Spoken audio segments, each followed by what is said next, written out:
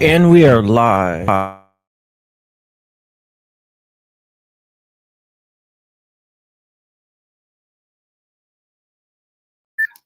right, let's see if this works better. All right, people should be able to hear me now. We are live from New York, where I'm having all sorts of technical difficulties. My EOS in 50 is not working. My studio light is not here, so I'm filming this on my FaceTime cam, whatever. But at least my audio is working.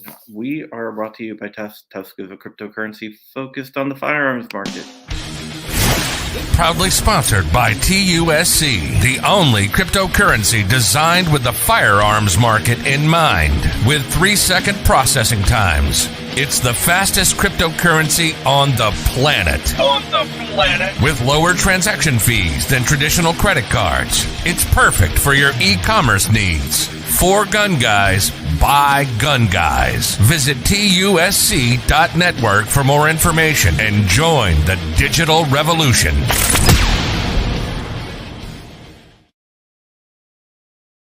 And remember to check out Black Swan Tactical, where you can get really cool gear.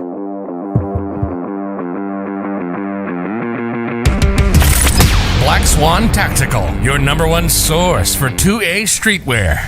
With shirts, mugs, hats, patches, flags, and more. There's always something to help you rep the 2A community. All proceeds go back into our projects. Viewers and listeners can take an additional 10% off with code CRUMPY. Unapologetically pro-gun, pro-liberty, and pro-freedom gear for the front lines of the culture war.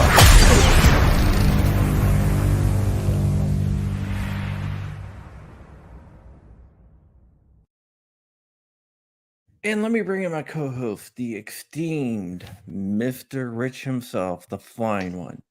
What is How's it going, Rich? We have a pretty good show today. I am the merchant of death. I'm selling guns and doing evil things, printing guns. Okay, well that's good. We also have Jordan Vinro, Think Vinro from JFD Supply. What's up, Jordan? What's up, guys? How's it going? Not much. And finally, we have Mr. Wilson himself, Cody. Hey, you know what? What the funny thing is? Every time I call Jordan, Jordan's so happy to talk to me. He's like, "Hey, what's up?" Every time I call Cody, I hear, "Oh God." Yeah. John, you ought to be used to that by now. I want to call you. I don't want to get a call from you. Yeah. I feel the same way, but I figure if I'm nice, I'll at least get the information that you're giving me, and you'll call me the next time with the information again. So I guess it's kind of a, two sides to the same coin, maybe. Yeah. Every time I call Cody, it's more like, "What the hell's going on now?" I got a bad relationship with it, man. So I don't want to see it. I don't want to. And then other people ask me sometimes, "Hey, has John called you?" I'm like, "Oh God, no. Why?" Well, it is what it is.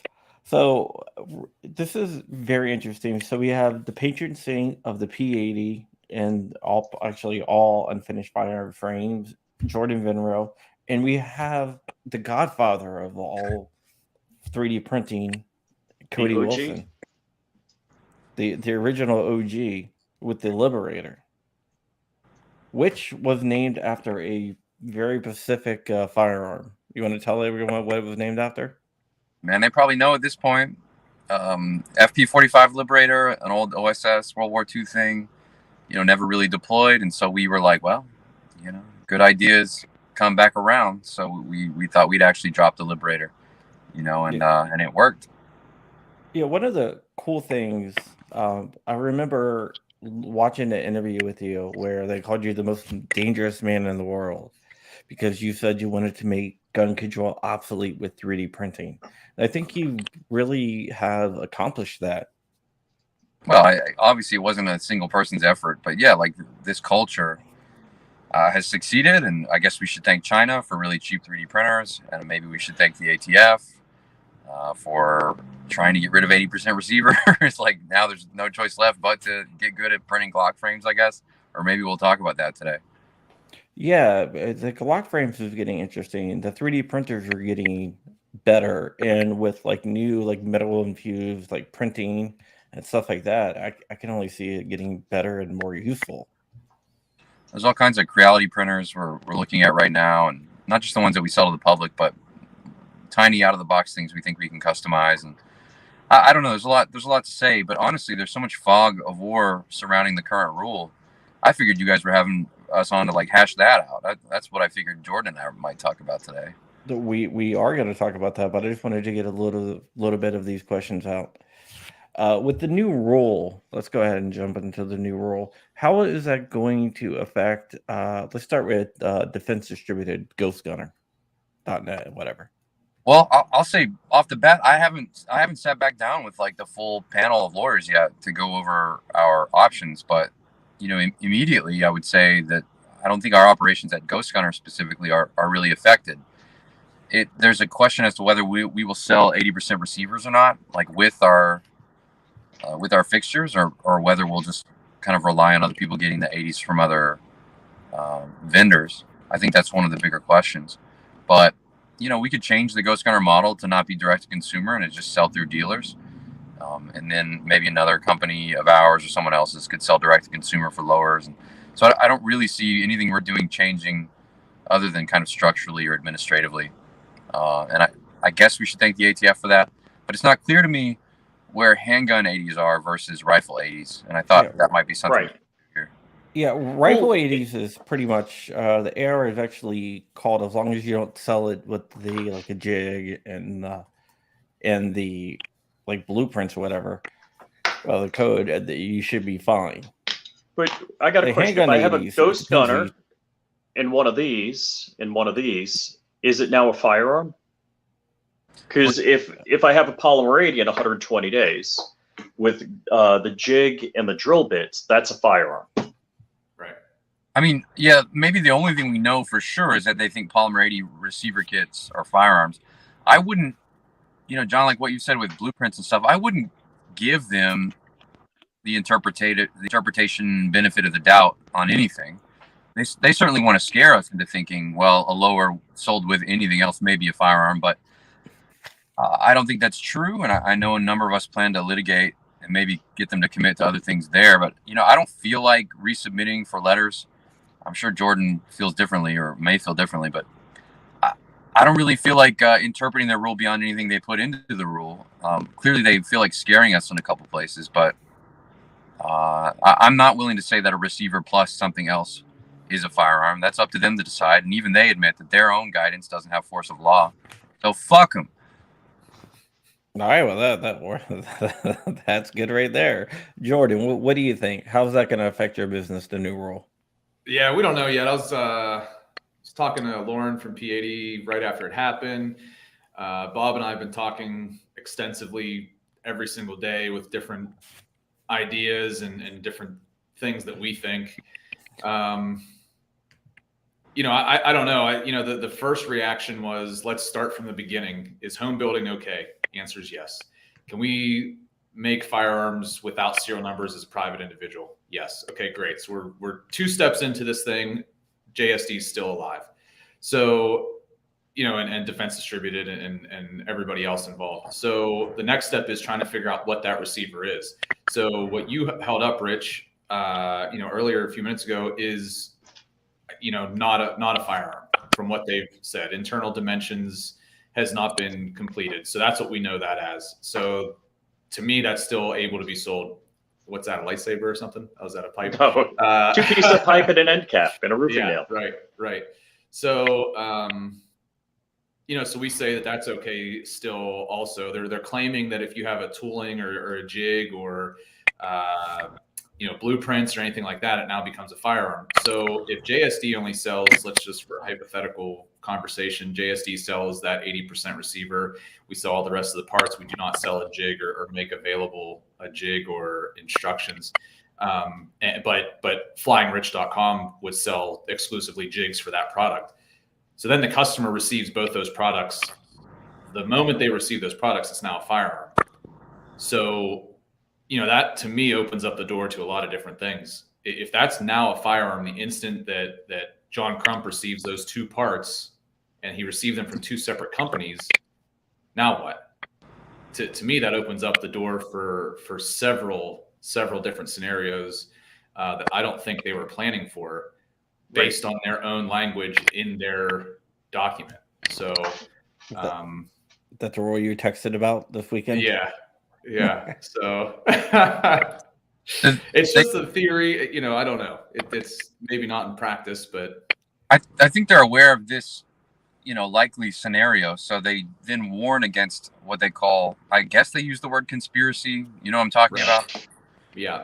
So they warn about this section of structuring transactions. And I guess that means we can't have direct communication between companies about these arrangements, maybe, or at least regarding certain transactions. But it's insane of them to think that, surely they don't think that one company would make a lower and one company would make a jig. I mean, that's just how our industry is going to go. So I guess if there's no history of direct communication between the two parties, what can they do?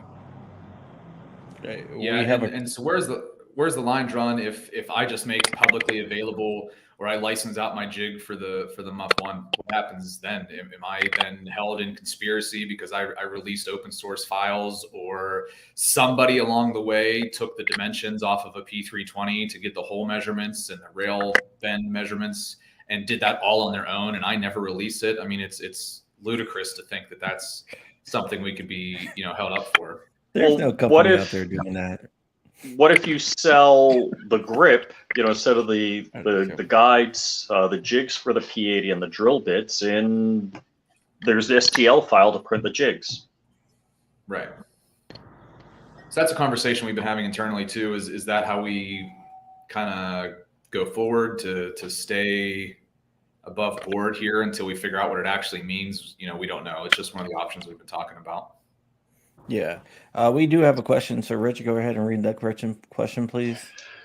What portion of our time should be spent talking about compliance versus challenging this? They attempted too much. No? Isn't this an opportunity to get many folks on board and address this in many ways? I think a little bit of both. Yeah, I mean, I think the challenging is going on. I was actually on a call a little bit earlier on today about that exact issue with Steven. Usually it would be Rob, but Rob's kind of tied up at the moment. Becoming a new dad? Yeah, having little chicken farmers.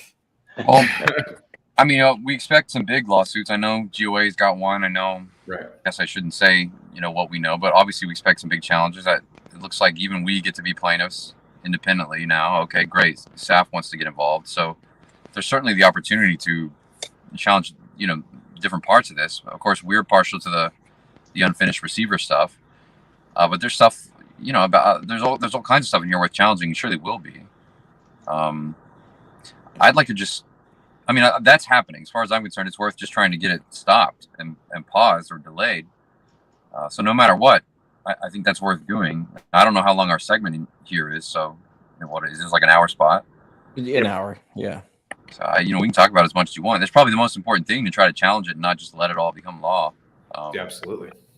Yeah, and I know SAF, they're looking into their options. GOA, their lawsuit is pretty spun up. FBC, I'm hearing their lawsuit is pretty spun up as well. And there's going to be challenges in all the gun groups. The only one I really haven't heard from is NRA, which I'm not saying that to not do anything. I just haven't heard of anything that they're doing.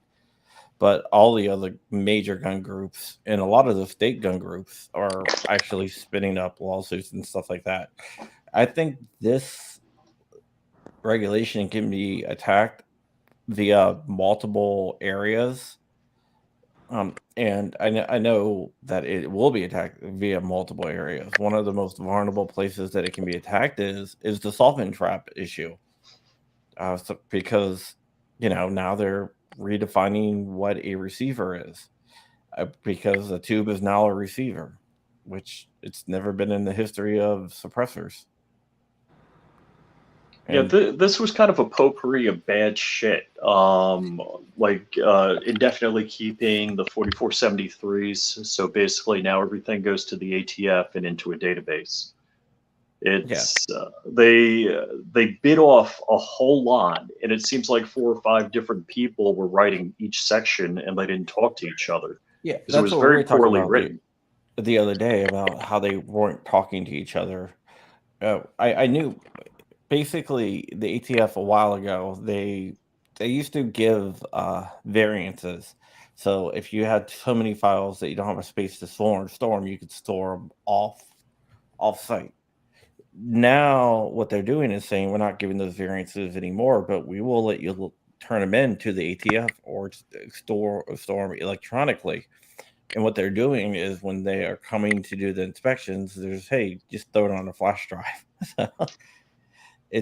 I saw that coming from a long ways away for some of the regulations, but I think the whole entire point is to get it to the out of business record office. That's where if you want to turn them in, that's where they would go to, which we know they're making a searchable database, not a registry. It's just a searchable database that you can search by, person, serial number, make, manufacturer. Right. But it's not a registry. But the ATF has been caught lying a lot. In fact, we caught them lying last week when they said they were first in, first out.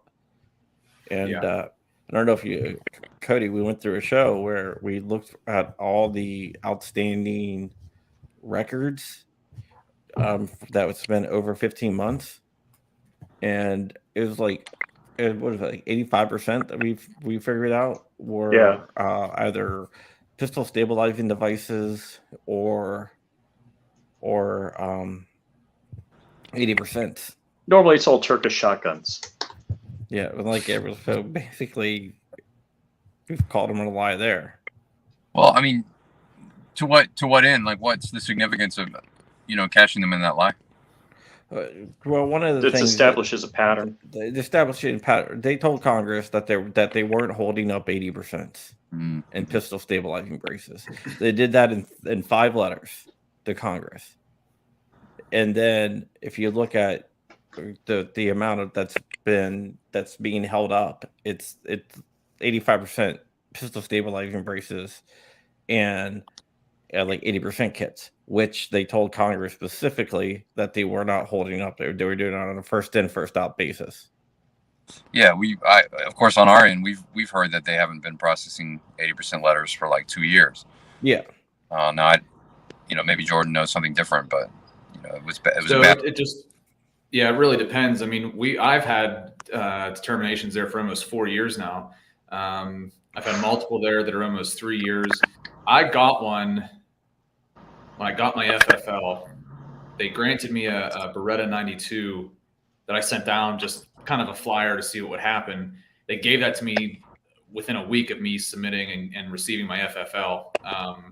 And then the last one that I've heard of that was successful is a SCAR receiver that's an 80 or a replacement receiver. That was in I want to say April of last year maybe, but that was the last one I've heard that's been successful, and he was waiting for quite a while too, a year and a half or something along those lines. And that one's pretty difficult. I mean, you really need some specialized tools to get that one figured out. The Beretta they don't care about because it's kind of like a 1911, I guess. You're gonna, make it out of metal and then cut the rails and that sort of thing. It'd be perfect for a ghost gunner situation. The SCAR is probably too long. I don't know. Anyway, you can maybe figure out something to do with the SCAR with a ghost gunner, but as it stands, those two are kind of hard to do. I think it's obvious, and I think it's obvious to everybody that they're going after the polymer, the polymer 80s. Specifically, and even probably the 80% arms Glock style frame and the Glock Store SS80. Maybe even Lone Wolf. I don't know if that's on their radar. I'm sure it is, but it is. Yeah, I mean that's all. That's what they're trying to do here is to try to get this, quote unquote, readily available or readily convertible, which is nonsense. We've talked about it a million times. I can do a polymer 80 in a certain amount of time, and Rich, you can do it in another amount of time. So who's the watermark there? Or my wife can do it in 4 hours or 5 hours, or maybe even more time if I don't walk her through it. So it's who's the measuring stick, I guess, for that. So that's the huge issue that I have. I don't mind playing within, the rules that are established, but we got to see the rule book before we can play the game. So that's one of the issues that I have, with all this. So, yeah, the ATF. Go ahead, Cody. Just since we're on the topic of 80% handgun frames, I don't see that any 80% handgun frames made it. So what's your own opinion about that, Jordan? Yeah, as of right now, the only thing that we kind of, I guess in a hopeful manner are thinking the P320 and possibly a P365 in 1911, the Beretta, kind of the metal frames that required, I don't want to say quite a bit more work, but, I think the plastic ones kind of seem like they're toast at the moment. I don't know. I mean, none of it really makes a whole lot of sense, for a normal English speaking person to read. So, again, the jigs being separate, that seems to be what they're keying in on as well. It's clear to me that 80% rifle receivers survive because it's just how even legitimate manufacturing of the rifles is done now. Like, you get unfinished receivers from contractors and right, et cetera. So is there an equivalent? I suppose the P320 chassis are like that, but are there equivalents like that in pistols right now? Yeah, there are. So the 365, 1911 would be that way. Beretta 92 is that way. Similarly, some Ruger firearms, Ruger pistols are cast, in a separate facility and then shipped as a raw casting. However that looks, it looks like a gun, but obviously there's threading and different cuts that need to be done. Similar to the P365, like you said, John, 1911s are that way in some instances. So pistols like that, I'm sure, the CZ type metal frame pistols are probably similar to that. SIG Zone 229s, 226s, are in a similar fashion. So, that is a process of manufacturing, like you said. So I don't know how they change that, and where does that line? Where is that line drawn? So, I would assume then that those frames made it. You know what I mean? Well, they call it the AR-15 specifically. That's what I was saying before. The AR-1580 in there, saying as long as it's not sold with jigs or like plans. They say the unfinished receiver alone, I think they use the word alone, is not a firearm. Yeah. They offer a little guidance beyond that, but so I would guess then, 1911 frames, like the Stealth Arm 1911 frames and other things, right, which are roughly equivalent to how STI or the people like import them. Do we know definitely where they are? No. Should we submit a letter? Someone will. I won't, but I would just assume anything that primary industry relies on, in terms of unfinished frames, like those can continue to be made and sold. It's just the plastic frames were probably never like that for people. For like prime contractors or something. Yeah, usually it's like plastic frames are usually all injection molded by the actual company that's producing them. Right. So there's an exception to that. At least there was. I don't know if it's changed. Nomad Defense, they make Glock style receivers. I don't know where the process is done, but I do know that they CNC machine the holes out of them, which I thought was an interesting thing for a piece of plastic where you could just have I don't know what it's called, whatever, a blocking rod put through where the holes go. So they do clean up some of that product, on a machine, on a CNC machine. Now, whether it's in the injection mold house or it's off site somewhere else, or, in Nomad's facility, there is a finishing step with that plastic receiver. So again, I don't know. Does that come out of an injection mold house and then is trucked to Nomad and then they zap it with a CNC machine, even though it's a simple, probably takes 2 seconds to blast through that. That's still part of their process. So they don't necessarily trust somebody else to do it that way, or this is the way they choose to do it. So does that stop? Where is that line drawn from raw manufacturing to finished and appears to be a firearm? So it appears to be a firearm the entire time, in that scenario. Do you think they'll resubmit for like a letter about whether that's a firearm or not? I don't know. I don't really know the guys over there. So, I mean, it's a FFL frame now. So I'm sure they probably just assume that everything they're doing is just going to stay the way it is. I don't know. We just need John. I mean, you're friendly with everybody. Jordan, you're friendlier than I am. So I feel like if we can collect other people's letters or know if they're going to submit, that would help. But yeah, I'm working on that right now. The issue is that a lot of the industry is just confused and they don't know what the hell to do. Yeah. Right. Well, we're the experts in this industry and we're confused. I got to talk to 3 different people that are on the same level that I am. And, not to sound weird, but we all have different opinions of what's going on. And we've been in this for, 10 years apiece and have gone through similar situations with the ATF. And none of us really have a firm grasp on what's going to happen. Yeah, I was talking to Olson the other day and he was going through it. He's like, on page something, it says this. However, on page this, it says this. But then on page, they go back and say that you can. But then on this page, that they say you can't. The readily identifiable standard is a strange one to me, considering that they fell back. They got rid of their split receiver definition. Readily can be applied to everything, and so therefore, like, what room does readily identifiable have? In this thing, it seems to me like it'd be easier to understand if they just stuck to readily convertible and applied it to different concepts. But that's me trying to make sense of it, Right. Yeah. One thing, the rule originally was supposed to come out like in January, and then they decided they didn't have enough information, so they put it on hold.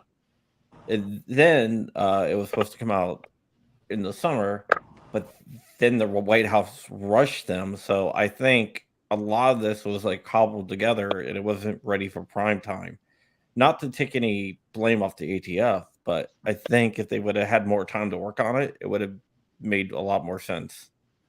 It seems an obvious APA challenge, at least, is like we know they sent those letters to some FFLs for the regulatory impact analysis, but then I guess they didn't get them back in time or they didn't care to receive them before they went ahead and moved the publication.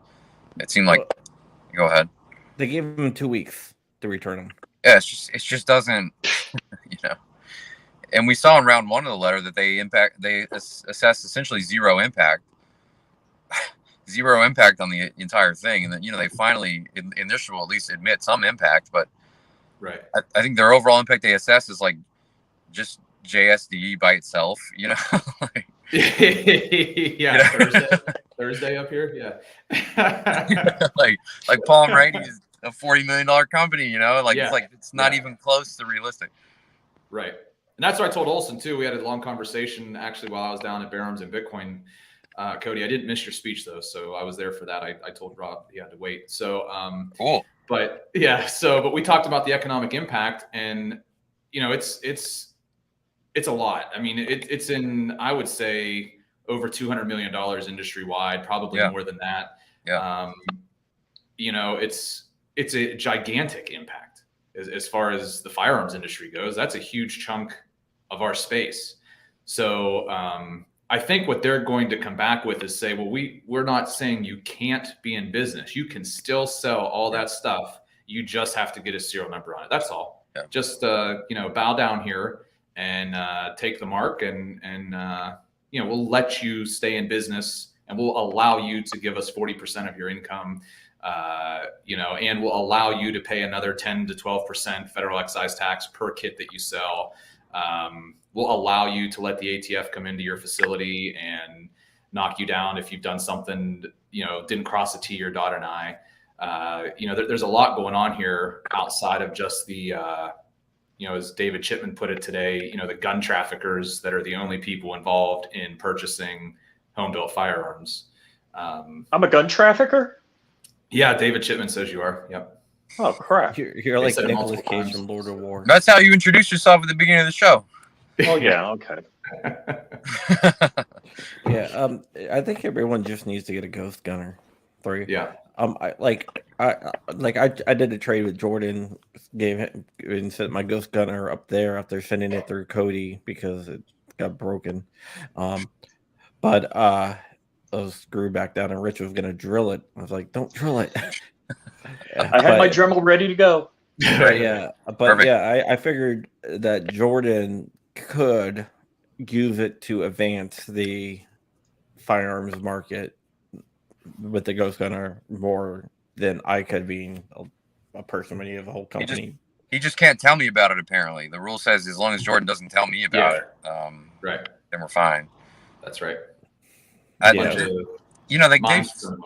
They cite some cases in it's in the 200s. It's like page 183 to 223 is all the real monkey business where they're trying to kind of claw back everything they admit to, and they cite a lot of cases about conspiracy and construction of transactions and other stuff. I think the footnote 45 of the NPRM seems to be a real humdinger. This is just for everybody listening at home, but like those things are really worth investigating to see how the ATF imagines, right? I don't know, continuing to police those of us who will not get an FFL, and we won't. So, yeah, I mean, I worked for a telecommunications company that was, some of the case law or signings like that, and that telecommunication company, I'm not going to say which one, but they were able to structure their CLEC and ILEC, which is two different versions. You can't have a competitive local exchange carrier and the incumbent local exchange carrier, but like that works together. So in order to do that, they separated the CLEC and the ILEC, and like everyone had to wear like little dots on the badges, and we couldn't talk to each other if you had the wrong color dot. And that's how they got around it, because is that Squid Games? Yeah, it's like Squid Game. Yeah. I mean, it looks like that's what they want. You could, but like, I guess you could, Jordan, but like Bob would have to like be running the frames, and you would have to be running the receivers, and you couldn't talk to each other anymore. Right. I mean, we've run that scenario. I own two different, commercial buildings across the street from each other. I have multiple LLCs for multiple different reasons and different things that I'm involved with. So technically, as far as the law goes, I have, call it 4 different entities plus myself that I could run something under. But, like to Cody's point about the conspiracy language, I mean, do we know what that means? Does it mean that Jordan cannot own another LLC that sells jigs? Can one of my guys that works for me now spin off their own company and ship from their house or however it would go? They have intimate knowledge of my business. So does that then put them into conspiracy territory that we conspired to sell a finishing jig and a part together that, now all of a sudden is a firearm in some magical far off land? So, as long as you don't put this on a card, you're okay. yeah. Right. Well, everyone was like, "Why do you keep all your jigs?" I'm like, now I got myself a business. Yeah, seriously, keep your jigs. I mean, you never know, you might need them. They're very clearly pissed off about, when they cap buy build shoot kits. Okay, we all stopped shipping stuff in one box. Okay, well now they're pissed about 2 boxes. So. Right. They're very clearly pissed about that. They don't want one customer in one transaction receiving 2 boxes in the mail, and they're even telling you that they'll get you on U.S. postal charges of shipping a firearm in the mail if you put it in 2 different boxes at the same time. So, they mean business. It clearly means duplicating at least your logistics software, probably shipping from different facilities, not coordinating with shipping managers and stuff like that. And probably not sharing ownership, but that's just so much to give them. It's worth fighting about, and I'd like to see somebody brave it. I don't know that it's me, but what is ATF going to say? Like, okay, like this really incredible, complex thing we described was somehow the creation or sale of a firearm. It just doesn't. I don't think that plays out here in Texas. Yeah, we're gonna have to see we're gonna have to see who steps up to the plate. Hopefully, we'll be able to stop it before it even gets to that. A lot of people asking when the lawsuits are gonna drop. I'm pretty sure you're gonna start seeing them drop fairly shortly here. I wouldn't say like in the next like this week or anything, but it's not gonna be months and months.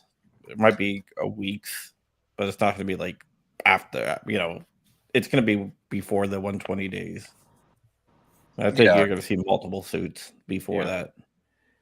So here, good. No, go ahead, please. So another topic that I just think about and talk about here internally is, do we have other legal standing here outside of the firearms community, outside of firearms law, and all the things that we know to be true in this side of the things?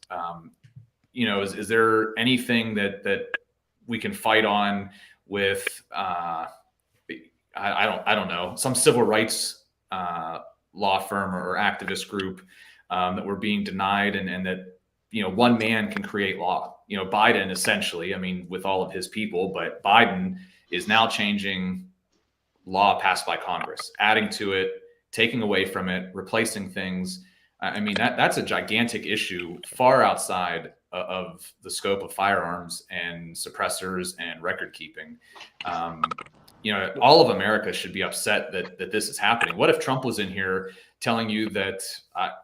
I don't know. I don't know what he did with the bump stocks thing would be. Whatever. Yeah. Well, what he did with the bump stocks. He did it. Everybody should be upset about that too. But I'm trying to think of something more mundane that or that you can't have a couch and a TV in the same room. Otherwise, you have a bar. Yeah, exactly. You're guilty of having an illegal liquor establishment. Right. Exactly. Yeah. I mean, that's kind of the path that my brain is working towards. But again, I don't know anybody in that space to even think about it. But that would help immensely if we could attack this from a legal standpoint, a gun standpoint, all of that sort of stuff. Kind of hit them with everything at once. Yeah, hopefully the bump stock case is successful, because that will take a lot of the bite out of this stuff. That would end a lot of this. Yeah. I'm guessing it's standard APA stuff. Like, there's so many APA infirmities here. Basic APA doctrine is like, well, did you consider the alternatives, this kind of stuff, and ATF's like, what alternatives? So don't the ATF work for you guys, according to David Chipman today? Yeah, he said that today too. Yeah, great. Yeah. where is this, like an NPR? Like, where's this happening? NPR? Yeah. Oh, it's great. God damn, man, I really wish he got confirmed. That we'd have the timeline we deserve. Yeah. I was ready to sell a kit called the Chip Man kit, by the way, for the Ghost Gunner. Oh my! The Ghost Gunner makes a lot of chip. Anyway, neither here nor there. Nice. But keeping the 0% lower a secret was hard.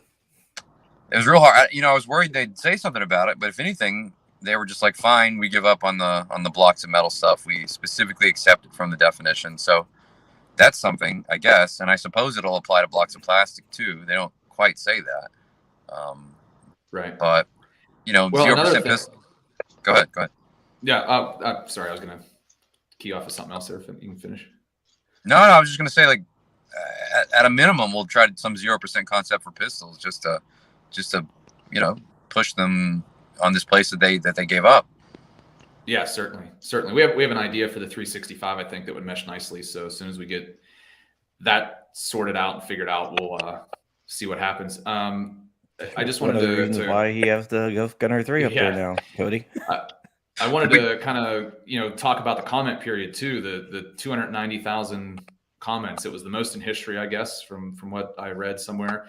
And with that pushback, we got the split receiver ruling taken off the table, and a couple other things that are maybe probably more minor to that, but that's huge. So I just want to encourage everybody that works to a degree. It helps push back against at least some of these rulings and thoughts. So we can't let up on that, and even still, we need to contact senators and congressmen and keep this thing pushing. We can do it if we stick together and we band as one, instead of fighting about whose name is what on Twitter and who signed on to this or that. The infighting doesn't help. So no, they did definitely back off the serialization of parts. Like saying they only said like only one part of a firearm has to be serialized. That was directly crazy. From the comments. Right. Yeah. So that I'm surprised that kind of seems like an easy one that you could do, and that people would be like, "Yeah, that kind of makes sense. We can do that." What, multi receiver? Yeah. Oh man, that just seems scary to me. When I saw that, I figured that was how they were going to try to get a hold of 3D printed guns and kits in the future. You know, with weird guns that have never been submitted and stuff. You just have to assume all the parts are receivers. They still kind of say that. They do. You have to submit to get, to find the special part that they like the most. But yeah, you have to let them know. You have to let them pick. You can't pick. Yeah, right. And then did you see there was another minor little couple sentences about a split? So like an upper receiver, say for a CZ Scorpion or 1919, where it has two side plates that, basically would create the receiver. And today, one side of that is the receiver. So you say the left side is just a piece of metal. The right side would have the serial number. They're now saying that both of those halves are going to have to be marked with the same markings, and treated as if they were each an individual receiver. So, like on a CZ Scorpion, they have out of battery discharges, and sometimes the plastic side plate blows up. So you can just, essentially you could just buy the left side plate and no problem. But going forward with new designs, you're going to have have it shipped to your FFL or however the warranty would work on something like that. But that's kind of another little piece they got in there, working towards the split receiver or multiple receiver type of language they were working towards there. I still got it. Damn. Yeah. Yeah, I mean it's a ridiculous rule, but they're not done yet. They're gonna keep on pushing. That's why we got to push back, because if we let them keep on succeeding with these rule changes, it will become something commonplace. Well, if you don't like something, they'll change the rule. There's to Jordan's point earlier. I mean, Jordan, you have a number of letters which are no longer like good. Right. And I think that matters because there's not just a reliance interest on the letters, but I don't know, the way they disclaim letters, I think that gives you a special kind of standing, which implicates the APA, beyond just someone who says like, oh, they're harmed by the rule. What's another thing I thought of? Like, okay, if they say receivers we're harmed here because like they don't quite come out and say it, but they describe a scenario where, okay, you could sell a receiver, but maybe you put some instructions with it that are like really good, and somehow that makes it a firearm. And that does seem to me to affect the First Amendment. Of course. So do we have to send these over to China to get written in English? Because then if they read bad, they're not good instructions. Well, that's a really good, actually, it's a great question. Like, what if I shipped everything in actual Chinese and then you had to use, Google AR Google to like Translate, like, I guess that's not readily convertible then? Right. Yeah. You had a battle with code. They're stating that, isn't it right, Cody, that you stated that code was covered in the First Amendment? I mean, we're not done with that, dude. We're still going. Yeah, that one. Going. I just had some stuff the other day. The district judge in that one was just told by the Fifth Circuit to vacate his order, basically, oh my God, severing the case and sending it back to New Jersey. So I'm still trying to win out on that one and get a First Amendment victory, which is maybe within a year now. And if we get that, okay, that actually affects some of the stuff ATF's saying. And what was the code for? The first 3D printed gun. Oh, okay. So you're talking G code. STL files. G code ended up becoming involved. We ended up putting Ghost Gunner stuff in there because this lawsuit has become so big and so long. So it's now about CAD and CAM as people begin to understand it. G code, STL, all that stuff. So it's all at stake. And as you probably saw in the rule, ATF's they say well, we were told that we got to regulate this code, and by the way, we can't, because we just enforce the GCA, but we'll still get them, if we find that they knowingly give the code to some felon in possession. Which again, it's like First Amendment, you guys. But the Anarchist Cookbook has been out. When was that first published? In the 60s? Yeah, the distinction here, I guess, that's worth making is, okay, like we open source or 3D printer type guys, we want to publish the code in a way that it's like free, it's in the public domain, anyone can get it. the ATF seems to be saying, like, taking advantage of this understanding that, okay, well, you can't exactly publish this stuff in the public domain right now, so you have to watch every single person you give it to, and if you don't, okay, we'll get you. And that seems to me to be spiteful, to be evil. To your point, John. Yeah, I do believe that code is free speech. It's just going to take another, 5 years to figure that one out. Yeah, nothing in the court system like goes fast. No, and like I'd be going fast right now because New Jersey just took a big L in my Fifth Circuit case. But of course, they go for the AG in New Jersey goes for en banc review, even though that has like a 1% chance down here. They'll just do everything they can to stretch this stuff out, and that's what this case is. I've been running this case since 2015. Oh wow. Yeah. May of 2015. It's pretty cool. It's like a crazy marathon. I'll be sad when it's over. Just would really like to win. It's like my own personal battle of Troy or something, Trojan War. One of the things that I did want to bring up is when Cody, when you and I first started talking, like NSSF wanted like nothing to do with you. Yeah. And now like then all of a sudden you're like, you got a booth there? It's like, yeah, they let me in this year. I know. And then it's changed so much. I think it goes up and down with me, but in general, our industry, yeah, I think Paul Brady and JST have a lot to do with that. Like really mainstreaming this stuff, 80s and kids.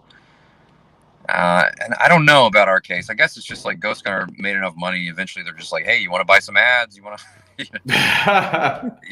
like they just forget about it. I don't even know if I have an actual NSSF membership. I think I just get into SHOT Show now, and they just kind of don't think about it. Yeah, that's what I do. I'm not a member either. Yeah, see, there you go. It's like yes and no, and so they can disavow if they want to, if they absolutely have to. So that's where it's at. Like I ran into a shot and I was like, did they let you in? And you're like, shh. I know.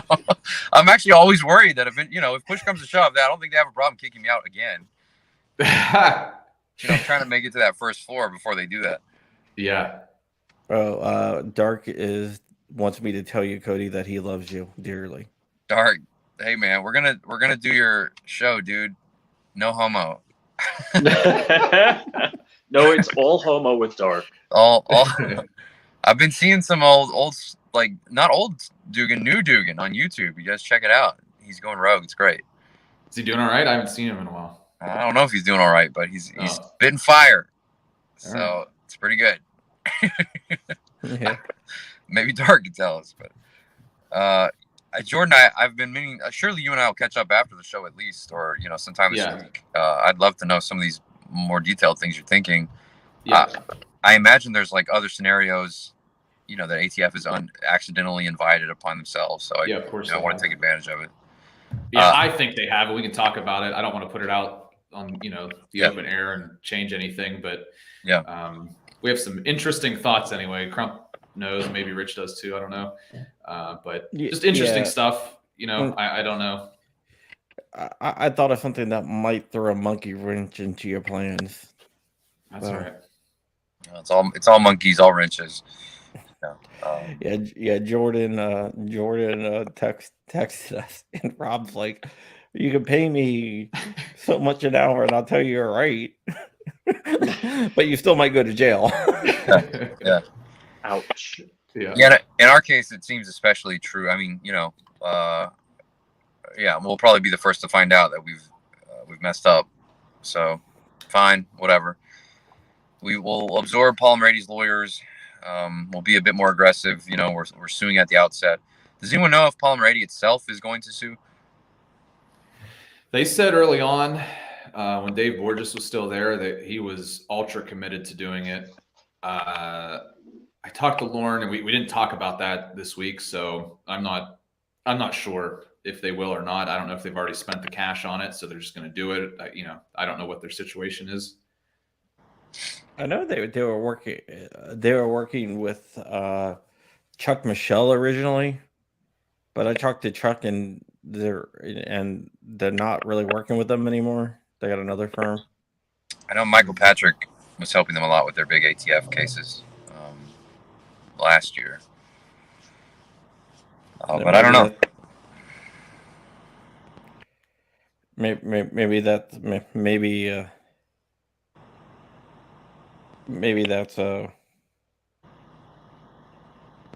yeah, maybe that's what they're like what Chuck was talking about. He's like, I can get whatever you need over to them, but I'm not representing them anymore. So I was like, okay. I was I can't remember what it was about now. Huh. Never mind.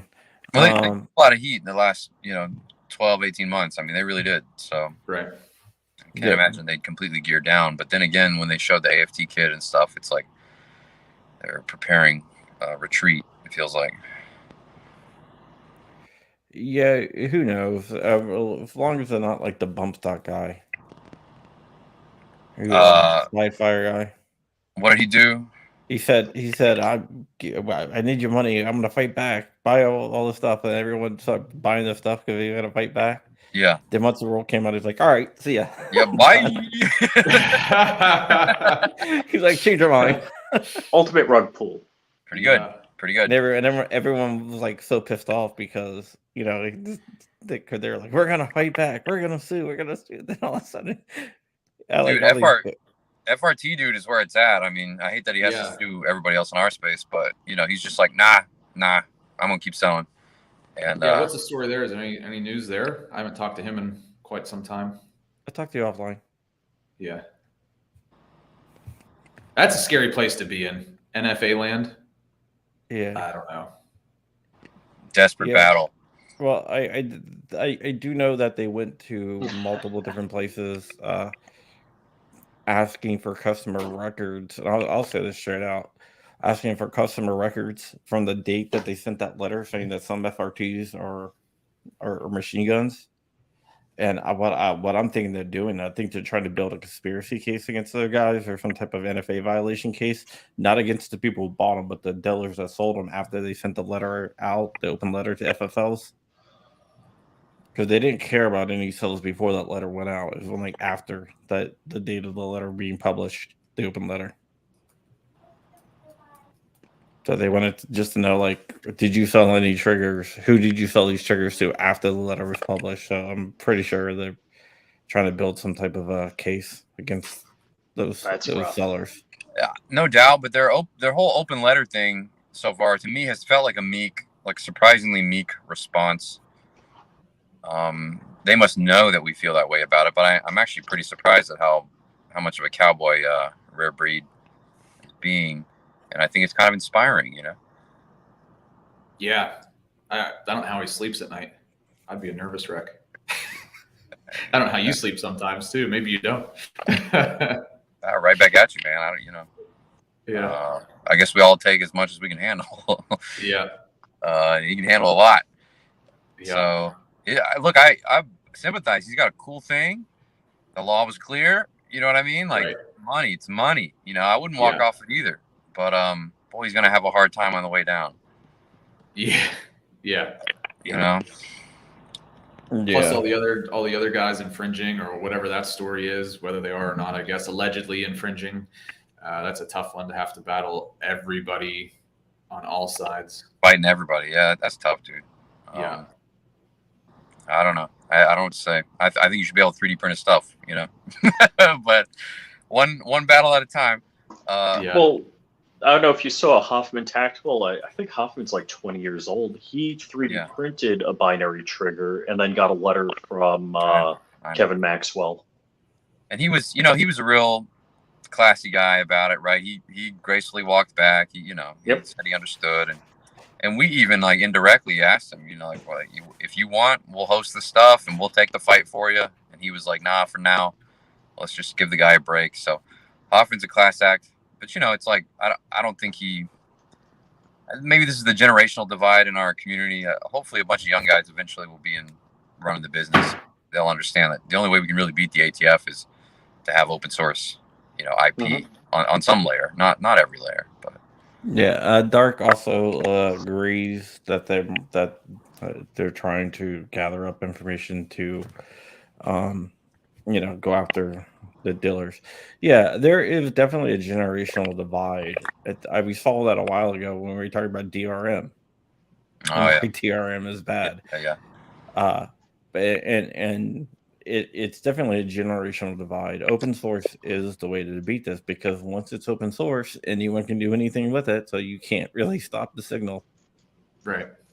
It at least breaks down a lot of the normal measures of control, and you can see them struggling to kind of reinvent what those methods are, but none of them work outside of 20th century models of. Well, it doesn't matter. It's just John, I think even you told me that ATF began this rulemaking with some instructions to hit 3D printed guns as well, and apparently they realized they really couldn't once they got down the road. So, helping them understand they can't do things is very useful. Yeah, I mean, they definitely looked into things that they could do, but every time they looked into it, they're like, well, no, that won't work. That won't work either.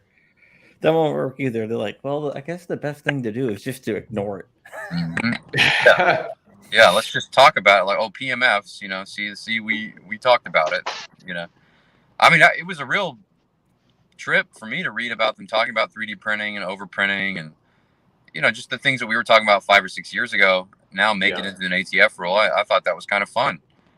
Like to use the word ignore, right? That's where Congress was, 10 years ago on this. Let's just pretend this isn't happening.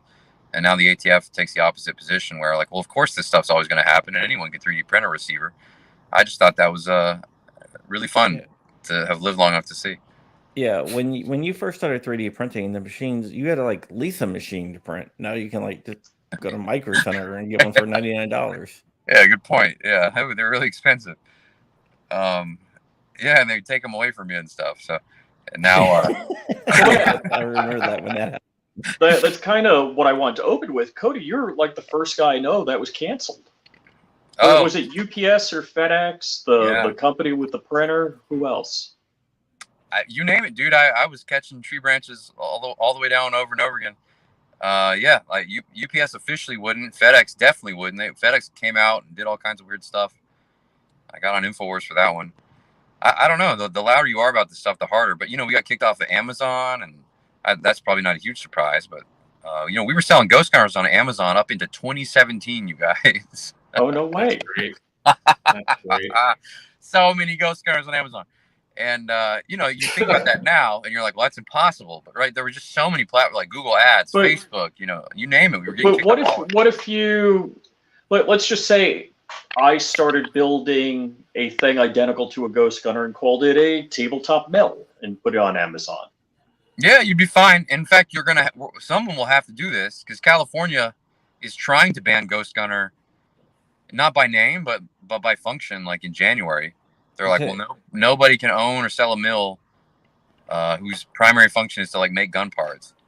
So, oh boy, we have this to look forward to. So if you ship it with a bunch of, code for, I don't know, vases and Civil War figurines. Well, I think that's the conservative way to do it, which is to say the way that you'll still lose. So, like what Jordan's saying, look, you will have to spin off. Like there will have to be another mill company. You'll have to literally do the thing, and then Ghost Gunner code will be just as good on that mill. So they're just kind of making you, I don't know, dance this crazy dance. Well, go ahead. You know how Elon Musk got his flamethrower into Europe, right? Are you talking about how he overcame export law, or? He tried to import in Europe, and the EU were like, no, we don't want that because it's a flamethrower. So then he changed the name to not a flamethrower, and they were like, yeah, okay, it's approved. No, that is the marketing layer of it. The true layer of it is that it actually never met the definition of a flamethrower. No, it did. Well, it's a roofing. It's a roofing. Yeah. So you guys know, but very smart. Teaches the right method. We're gonna have to, okay, California's literally gonna say, okay, you can't have a mill that's like marketed to finish guns, so we're gonna have to like do the whole thing. But we've been ready for it, so we'll do it. It's crazy, and this is clearly what the ATF's doing too. They're like, fine, you can have jigs, you can have receivers, but you better not tell anybody about it. You better not put them in one box. And it's like, man, this doesn't feel like gun regulations anymore. This feels like something else. Yeah. All right, guys, we've been on for an hour. This flew by. I hope everyone out there got something out of it. We have to have you back on more, Cody. Whenever you want, dude. Yeah, you can find Flying Rich at flyingrich.com, flyingrich_official on Instagram. Flying Rich is the only guy I know who has a MySpace. And I'm not even joking about They can't cancel me on MySpace. And Flying Rich on YouTube. Jordan, where can people find you? JSDsupply.com. All the socials when they're not kicking me off of there. When they're not kicking you off. When NBC's not getting you kicked off. Yeah. And Cody Wilson, the godfather of 3D printing. Yeah, defcat.com, ghostgunner.net. Check it out. And you guys buy a Ghost Gunner out there. It's probably going to be, I feel lucky. It's like one of the hottest ways to continue to make rifle receivers. I don't know what 80% Arms is going to do. Like, okay, they can either sell receivers or easy jigs, right? Right. So we'll see. But Ghost Gunner is going to stick around, man. AR receivers, 30 minutes, not bad. Yeah, the Ghost Gunner. I mean, it just flies through. I mean, like, bam, bam. I was like making my wife kind of didn't like it because I would always try to like mill stuff in like at like 2-3 o'clock in the morning. Which was kind of. Were you doing it in the basement or the bedroom, John? It's pretty loud, man. Yeah, it's in the basement, but it's still loud. So, but yeah, but thank you so much for coming on. We will be back later on this week, guys. Thank you for watching.